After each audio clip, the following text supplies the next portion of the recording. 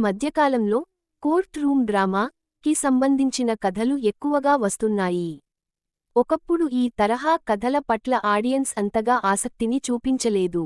కాని ఇప్పుడు ఈ తరహా కథలను ప్రెజెంట్ చేసే తీరు మారడంతో ఈ తరహా సినిమాలకు మంచి ఆదరణ లభిస్తోంది.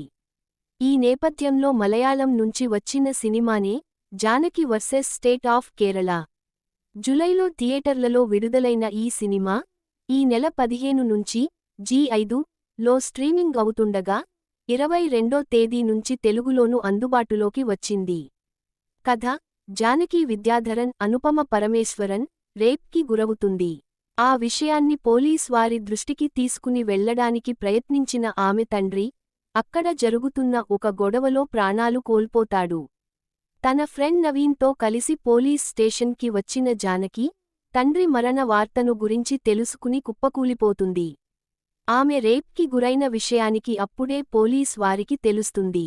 జానకి బెంగుళూరులో ఒక సాఫ్ట్వేర్ సంస్థలో పనిచేస్తూ ఉంటుంది. తాను పుట్టి పెరిగిన కేరళలో జరుగుతున్న జాతరకు స్నేహితురాళ్లను వెంటబెట్టుకుని వస్తుంది. వాళ్లను బస్సు ఎక్కించిన తరువాత అంతకు ముందు తాము ఆగిన బేకరీలో ఫోన్ మరిచిపోయిన విషయానికి గుర్తుకు వస్తుంది. అప్పటికే బాగా చీకటి పడుతుంది.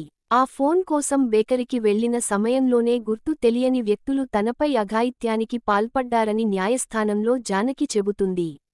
అయితే అడ్వకేట్గా మంచి పేరున్న డేవిడ్ సురేష్ గోపి బేకరీ వారి తరఫు నుంచి రంగంలోకి దిగుతాడు. లభించిన